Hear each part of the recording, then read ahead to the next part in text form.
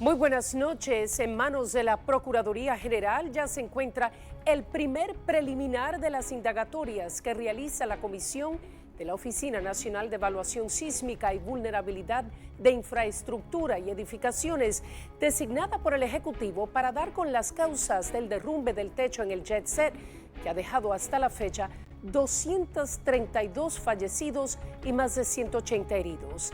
De los 54 pacientes que fueron trasladados a los 2 traumatológicos de la zona metropolitana, nos referimos al Hospital Darío Contreras y al Ney Arias Lora. Solo una mujer permanece hospitalizada aún en UCI en estado reservado.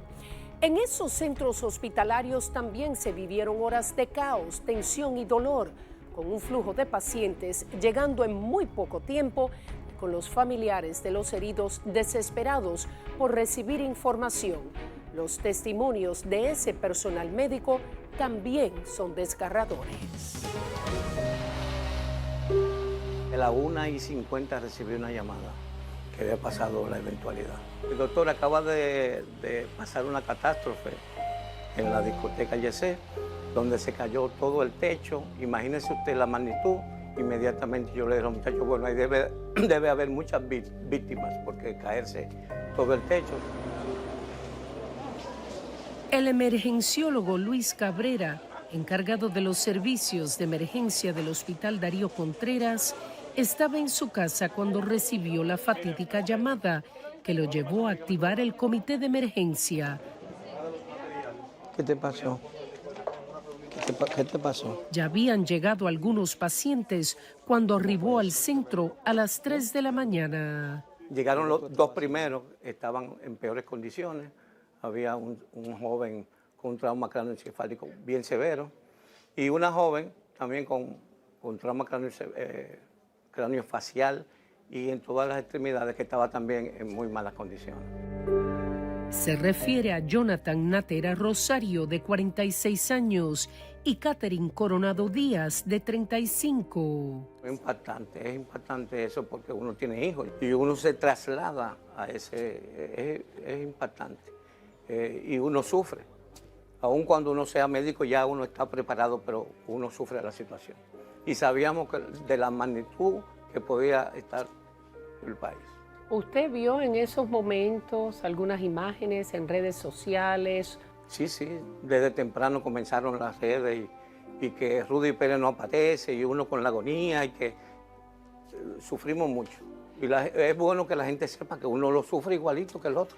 Estamos aquí en reanimación, trabajando un paciente que había llegado por un accidente de tránsito, que llegó en condiciones críticas. Recibimos inmediatamente el llamado del doctor Cabrera. La doctora Paloma Castillo, residente de tercer año de emergenciología y desastres, habla del momento en que recibió la llamada de su superior. Inmediatamente nos pusimos en espera de los pacientes. Realmente no sabíamos, a pesar que fue el techo del Yesé, no sabemos qué cantidad de personas no iban a llegar en el centro. Al momento sí fue caótico ver todos esos pacientes que fueron llegando paulatinamente en diferentes condiciones críticas, unos menos leves, unos moderados, otros graves, lleno de sangre, de arena. Fue muy penoso. Al momento sí fue un caos. Fue catastrófico para nosotros por el hecho de que inmediatamente comenzaron a llegaron todos los pacientes prácticamente al mismo tiempo. Déjame taparlo. La doctora Inés Guzmán, también R3 de emergenciología y desastres, estaba junto a la doctora Castillo cuando llegó la alerta. Estaban atendiendo a 2 pacientes que iban a intubar. De inmediato tuvieron que dividirse. Dime lo más difícil de esa noche. Es poder, brindarle el servicio a todos. No poderlo decir realmente al mismo tiempo, porque es complicadísimo, pero tratar de dar un buen servicio a un paciente que te lo está necesitando en ese momento. Y nosotros, al ser un servicio reducido, por así decirlo, Eso para mí es fue lo más complicado. O sea, dar una respuesta inmediata para salvar la vida del paciente, a pesar de que con las lesiones que llegaron los pacientes críticos, sabíamos que era complicado quizás salvarle la vida o mantenerlo con vida. Lo que más recuerdas de esa noche. Los gritos de los pacientes preguntando por familiar. No se me olvida un señor que llegó, que llamó a un familiar mencionando que su novia había fallecido. Se sentía muy culpable porque fue él que la trajo, porque vive en Santiago. Y, o sea, las personas que a pesar de que estaban heridas, preocupadas por sus familiares, por conocidos que dejaron en la escena, que no sabían realmente dónde estaban, los familiares que venían ya cuando llegaron un poco, cuando amaneció, preguntando por sus familiares, y al uno decirle que no se encontraba en el centro, pues su cara de decepción, que perdiendo la esperanza. Esa primera impresión de esos pacientes graves. ¿Por dónde inicio? Era sin dudas una pregunta de impotencia. Tengo varios, tengo aquí a las 5 de la mañana, comenzamos a recibir muchas llamadas por la flota, por el teléfono, recibiendo mensajes, preguntando por familiares que se habían estado aquí en el centro, conocidos. O sea, fue un poco caótico. Buen día, amor, espero que esté bien. Creo que estás de servicio. Si está en tus posibilidades, necesito un favor. Tú sabes que se desplomó el techo de Yeset. Hay una joven familiar de una de mis compañeras que estaban ahí. Se llama Lauren Stephanie Maldonado, de 32 años. Por si llega allá, me deja saber, por favor. Yo le respondí que en ese momento que me daban un chance para yo poder informarle. Y luego que revisé, le dije que no estaba en el listado. ¿Quién es ella?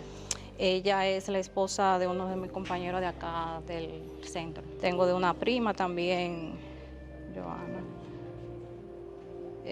preguntando por esta joven que estuvo también en el Yeset. Le dije que en ese momento que no había llegado a nosotras.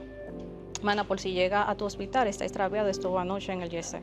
Es hermana de un compañero del hospital. Recibimos primero las imágenes. Es el grupo de los residentes de emergencias del Darío Contreras. Y luego entonces, inmediatamente, fuimos informando de los pacientes que teníamos en el área de emergencia. Uno de los comentarios: Dios mío, ten misericordia de tu pueblo. Esas fueron las primeras imágenes. Así es. El doctor Luis de los Santos es el jefe de residentes. Fue difícil porque se veían varios cuerpos ya. Inmediatamente comenzaron a llegar mensajes a los celulares, a los grupos de la tragedia. No, o sea, en principio no sabíamos qué tan grande hubiese sido, solo llegaban las noticias: se derrumbó el techo del Yeset, más nada. O sea, no sabíamos nada, ni condición, ni si todos estaban en el mismo lugar, si se cayó el techo completo, pero todos realmente estábamos a la expectativa solamente. Todo se tornó más difícil cuando llegaban los demás pacientes y los familiares, la preocupación de los familiares y ver cómo estaban desesperados buscando sus pacientes, que nosotros teníamos que responder tanto a atender y poder tratar las lesiones que tenían los pacientes, pero también teníamos que responder a esas inquietudes que tenían los familiares. Familiares de los 31 pacientes que recibieron en ese centro de salud, los más graves, Jonathan y Catherine, representaron un reto. A pesar de que fue difícil, pudimos mantenerlo con vida porque a pesar de las lesiones graves que tenían esos pacientes, duraron varios días con vida aquí en unidad de cuidados intensivos. Catherine falleció 3 días más tarde, el viernes 11 de abril. Jonathan se convirtió en el último fallecido de la tragedia, el número 232, 9 días después de su rescate.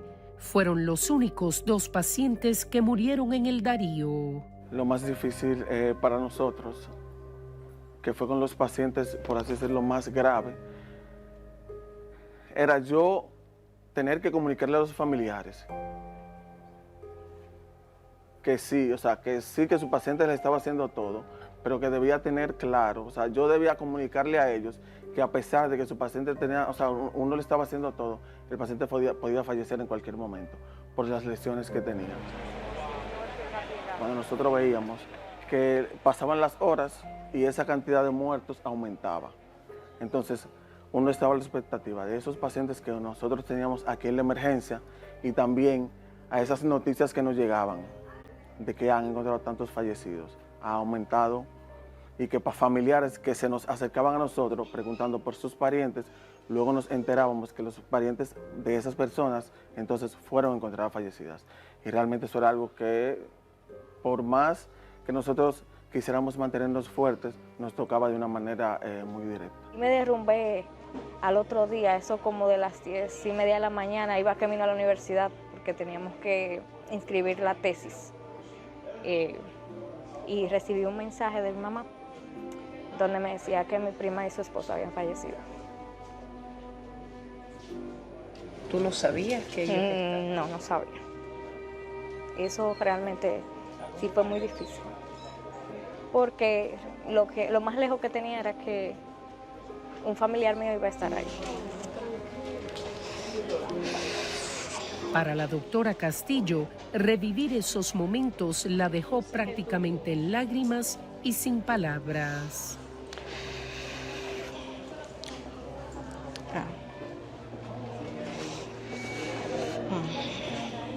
¿Todavía se hace difícil recordar esos momentos? Sí, bastante.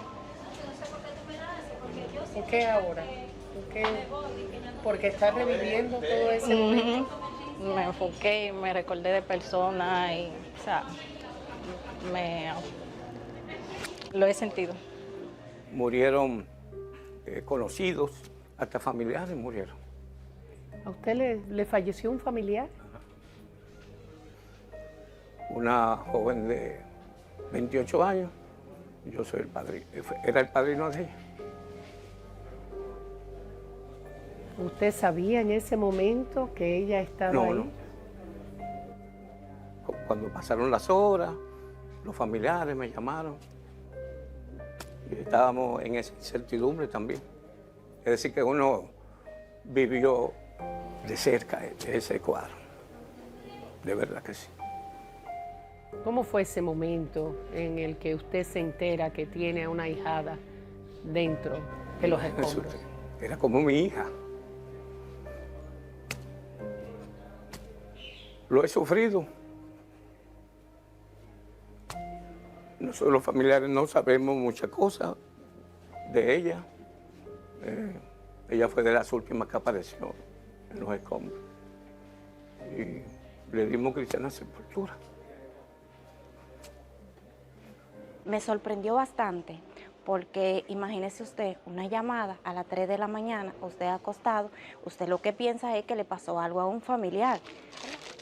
La licenciada Dalquis Díaz es encargada de la enfermería de emergencia del Darío Contreras. Me levanté corriendo, tomé el teléfono, pero cuando tomo el teléfono veo que dice Emerice Sánchez. Yo dije, wow, ¿qué pasó en el hospital? ¿Quién llegó? Cuando tomo la llamada, ella me dice, Licen, la estoy llamando para que se entere que hubo una catástrofe. Yeset se derrumbó. Digo, yo estaba lejos, porque yo ni tan siquiera tenía en mente de que Yeset era la discoteca. No tenía eso en ese momento. Entonces, cuando digo, pero Yeset, ¿y qué Yeset? Dice, la discoteca. Digo, yo, la discoteca Yeset. Ahí como que reaccioné. Lo vivido la vence y no demora en romper en llanto. Todos los familiares de los pacientes que venían preguntándole a uno, abordándolo. Entonces, uno como madre, como esposa, como tía, de tantas personas que perdieron sus familiares en ese hecho y que venían con ese dolor hacia donde ti. Entonces, tú como que la parte humana te aconcojaba y tú agarrabas esos familiares como si fuesen tu propia familia, porque tú sentías el dolor que ellos estaban sintiendo en ese momento. Y de una u otra manera tú decías, Señor, dame fuerza para yo poder seguir asistiendo a esta persona. Tiene que ser difícil aún 2 semanas después recordar este episodio tan trágico para el país. Es que no se borra de la mente.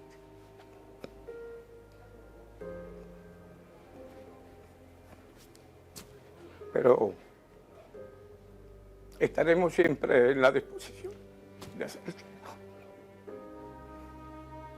Tengo muchos amigos, médicos, compañeros que fallecieron.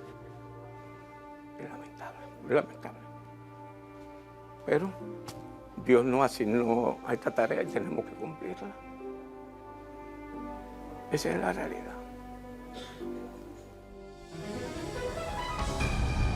Cuando regresemos, los llevamos al Ney Arias Lora en Santo Domingo Norte. No, realmente fue muy chocante ver la cantidad de familia abrumada con los pacientes, heridos. Preguntaban mucho por el familiar que estaba con ellos, por el amigo que andaban con ellos. Te pedían que lo salvara, que lo ayudara, que no querían quedar con que si se va a salvar la pierna, que si voy a quedar con alguna limitación, que si me voy a morir.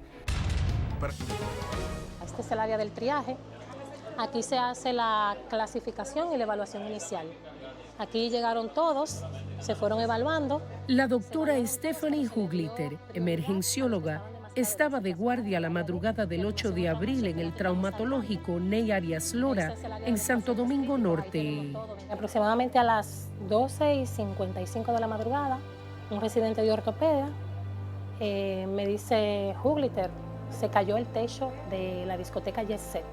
Yo vuelvo y le pregunto, ¿cómo? Que se cayó el techo de Jet Set.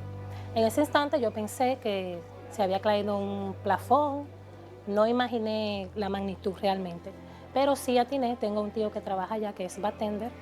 Inmediatamente cogí el celular, le escribí hola por WhatsApp, no le llegaron los mensajes, le marqué, salió la contestadora, pero 5 minutos después él me devolvió. Me dijo, sobrina, estoy bien, pero esto es una catástrofe. Se distribuyeron entre aquí y aquí atrás. Acto seguido, dice, la gerencia del centro le advirtió de una posible avalancha de pacientes. Los primeros pacientes llegaron aproximadamente a la 1:40, de 1:40 a 1:45 de la mañana.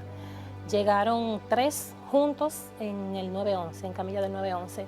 El primer paciente que recuerdo fue un paciente que ya había sido asistido en la Clínica Independencia y que supuestamente lo que nos dijeron del 911 fue que estaban sobrecargados y que de allá le dijeron que debían llevarlo a otro centro.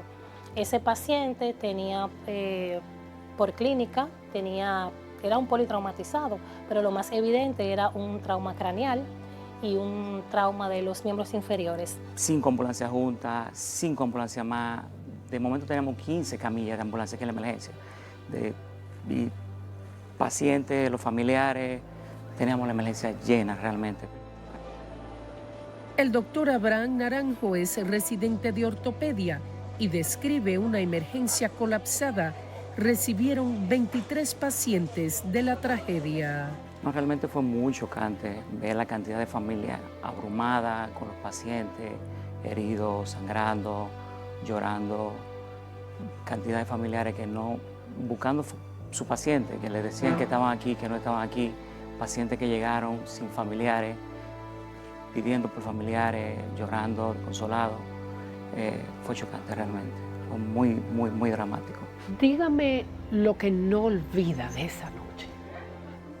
Bueno, el caos, realmente el caos, porque los pacientes, aparte de llegar, estaban histéricos. Preguntaban mucho por el familiar que estaba con ellos, por el amigo que andaban con ellos. Muchos me dijeron, doctora, hay muchos fallecidos. Me decían, los que estaban alrededor mío, doctora, todos están muertos. La mayoría de esos pacientes eran los que estaban a las orillas. Todos los que me llegaron aquí estaban a las orillas, en las paredes. Entonces ellos me decían que todo el que estaba en el centro había fallecido y que se habían recostado de cadáveres. Se hacía difícil, dice, hasta dar los primeros auxilios. Fue muy traumático porque había uno de los pacientes que andaba con su novia, con una amiga de la novia y él no se dejaba prácticamente evaluar, preguntando dónde estaba la novia, dónde estaba la novia. Recuerdo un joven que tuvimos en esta cama aquí, que él se preocupaba por su novia, era un extranjero y preguntaba a su novia que si su novia estaba aquí en el centro. Había otro médico que también preguntaba por sus familiares, con los compañeros que estaban, que si estaba aquí en el centro, pero realmente no teníamos esa información. Tengo una amiga que vivía en Estados Unidos, ella era cuñada de... Las llamadas y mensajes no cesaban. Ella me decía que por favor, que la buscara en los listados. Esa era su familiar, que le decían que estaba en la clínica Abel González, pero resultó que no era cierto. Teníamos la presión de asistir todos los pacientes que llegaron juntos, entonces no queríamos omitir nada. Muchas llamadas de los otros centros, había muchos listados, había muchos médicos en esa actividad. Entonces todo el que sabía que yo estaba de servicio aquí, me llamaba con mucha insistencia, entonces no podía atender el teléfono porque tenía que estar pendiente a los pacientes. Luego cuando se calmó, entonces lo que hacíamos era que los compañeros que estaban en los otros hospitales, los que estaban en el Darío, en el Marcelino Vélez, nos comunicamos entre sí, entonces empezamos a mandarnos las listas para que cuando un familiar fuera a otro centro a saber de un familiar, si venía aquí, que no fuera a otro centro sin saber. A ellos pude enviar el listado de los pacientes que yo recibí aquí, me mandaron el listado del Marcelino y luego me mandaron también el listado del Darío Contreras. No devuelve, que me han llamado 1000 veces. Cuando se activa la alarma del hospital de que tenemos un código rojo, me comunican inmediatamente que estamos recibiendo una cantidad por encima de lo que habitualmente nosotros recibimos de pacientes. En el hospital yo todavía no sé ni me entero de que tenemos una catástrofe como la que ocurrió hasta que ya llegamos aquí al hospital. Nosotros siempre pensamos que estamos preparados para recibir ese tipo de catástrofe, pero realmente no solamente los medicamentos, los equipos, el personal, estamos suplidos de todo, pero el impacto humano que hay, de verdad que es chocante. El doctor Víctor Rosario, subdirector médico del NEI Arias Lora, es cirujano ortopeda y traumatólogo. Difícil porque ellos llegaban con una identificación, pero nosotros tenemos que corroborar esa identificación porque los familiares se acercaban tratando de localizar su familiar y nosotros teníamos que de una manera clara y precisa saber, pero ninguno llegaban con documentos ni llegaron con... Entonces, eso fue otra clase de triaje que también tuvimos que hacer al momento de llegar aquí. ¿Están dando atención ya? Llegaron médicos que son colegas nuestros, había personal de la institución que estaba en la fiesta, incluso fallecieron en la catástrofe. Una de las pacientes que nos llegó con una cartera, con un bolso, que entendíamos que era de ella. Cuando se sacó la documentación, los documentos pertenecían a una empleada de aquí, del NEI, que aparentemente estaba en Yeset y por rapidez, uno de los del 911 pensó que la cartera era de ella y cuando ella dijo, no, esos documentos no son míos, y aquí el personal se percató de que era de una empleada de aquí, que lamentablemente falleció. Entonces, era mucha desesperación. Te pedían que lo salvara, que lo ayudara, que no querían quedar con, que si se va a salvar la pierna, que si voy a quedar con alguna limitación, que si me voy a morir. O sea, y eso te impacta porque son seres humanos que pudiéramos ser cualquiera de nosotros que estuviéramos en esa situación. He llorado, más de una ocasión. Y mi familia también ha llorado, como si eso hubiese sido... Todavía usted me lo menciona y uno se conmueve. ¿Qué es lo que no va a olvidar de esa noche? Yo no creo que haya algo que yo pueda olvidar de esa noche, porque eso cambió todo el panorama nuestro, tanto a nivel médico, a nivel profesional, a nivel gerencial de la institución y a nivel humano. Al regreso, joven aún se debate entre la vida y la muerte. ¿Qué mensajes la mantienen viva? Tenemos una paciente que aún queda hospitalizada, la tenemos en la unidad de cuidado intensivo. Esta paciente sufrió un trauma de pelvis severo, trauma craneoencefálico, por aplastamiento le cayó prácticamente la pared encima Entonces, sus lesiones óseas y eso está controlado, pero ella, producto del aplastamiento, sufrió una complicación que se llama rhabdomiólisis, que afectó sus riñones y ahora no puede orinar y está reteniendo líquido. Hemos tenido que llevarla a diálisis. Está comenzando ya a hacer algo de diuresis. Por eso la dejé hoy sin dializar para... Pues la de este muy poco. ¿Cuánto tiene ahí? No, son como unos 16. En el día de hoy creo que fueron 75. Tu sueño. Está única. Ella es una de las pacientes que ha desarrollado lo que es el síndrome de aplastamiento, donde consiste realmente la destrucción del músculo, donde hay liberación de globinas. Lamentablemente esa sustancia llega al riñón, viaja y provoca liberación de muchas sustancias, dentro de ellas de liberación de lo que es el potasio, electrolitos y también lesión renal aguda. En el caso de ella ha necesitado lo que es la diálisis. Inicialmente estuvo en terapia renal continua de 24 horas por 72 horas y actualmente se mantiene en diálisis intermitente. En el cuarto piso del NEI Arias Lora permanece Alba Montero Rojas, de 33 años, debatiéndose entre la vida y la muerte. Como ella no está infundiendo grandes volúmenes de líquido. Fue la sexta paciente en llegar al centro. Eran alrededor de las 5 de la mañana, no había amanecido cuando la sacaron de los escombros. Realmente ella se mantiene un poquito todavía psicológicamente, emocionalmente afectada. Se expresa mayormente cuando tú le preguntas cómo te sientes, qué te sientes, y trata de cooperar. Inclusive en el día de hoy yo hablé con ella, me dijo que ella quería irse de alta. Y yo le expliqué que por sus condiciones, que no podemos tomar conductas de manera tan apresurada, sino que tenemos que esperar a que ella se estabilice 100%, que garanticemos su vida, sobre todo. ¿Ella sabe lo que pasa? No, ella todavía no hemos introducido esa parte, a pesar de que la parte en nuestro programa de médicos psicólogos ha trabajado con ella emocionalmente cada vez que está despierta, pues todavía hay muchas sustancias muchas cosas que no le hemos dicho, porque consideramos que no es de interés. Pero ella pregunta a los familiares, y los familiares siempre, por ejemplo, lo que hacen es que le ponen mensajes de los hijos, que escuchen su voz, de estimularla, que la esperan, que la quieren, que quieren que ella regrese pronto. Hola mami, ¿cómo estás? Yo te espero en casa, te amo mucho.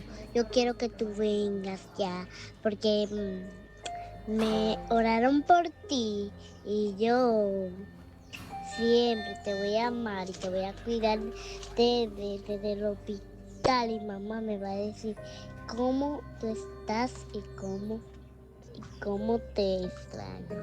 Entonces estamos orando para que tú te sanes, porque yo te amo mucho y te adoro. Son las palabras alentadoras de sus dos hijos, de 6 y 10 años, que la mantienen viva.